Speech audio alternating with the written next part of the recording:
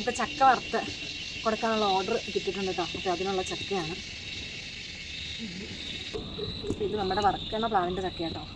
എല്ലാ പ്ലാവിൻ്റെയും വറക്കാൻ അങ്ങനെ കൊള്ളത്തില്ല.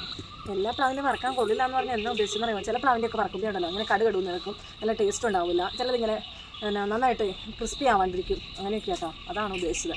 അതാണ് എല്ലാ പ്ലാവിൻ്റെയും വറക്കാൻ കൊള്ളില്ല എന്ന് പറയുന്നത്. ഇതാ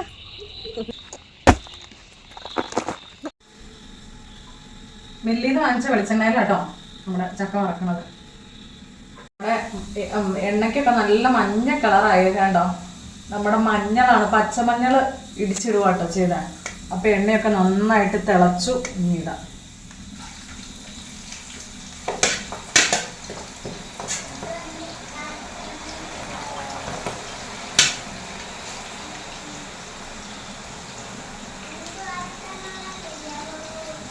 അപ്പോൾ ഒരു ദിവസം അവിടെ ഫുഡ് കഴിക്കാൻ ഫുഡ് മാറി തന്നാലോ തിന്നോളൂ എന്നൊക്കെ പറയാൻ കേട്ടോ. എന്നാലും നമ്മുടെ ഈ പരിപാടി കൂടെ നടക്കണമല്ലോ, എല്ലാം ഒരുമിച്ച് നടന്നു പോകണമല്ലോ. അപ്പോൾ ഇത് ഇട്ടിട്ട് വേണം ഇനി അവർക്ക് വാരി കൊടുക്കാൻ.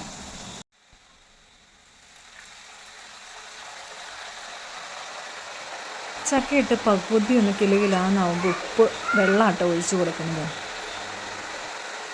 അങ്ങനെ എന്താ ആദ്യത്തെ ട്രിപ്പ് ഫ്രൈ ആയതോ വാരിക്കൊണ്ടിരിക്കും. ഇങ്ങനെ ഒരു 4-5 ട്രിപ്പ് ഫ്രൈ ആക്കിയിട്ടോ.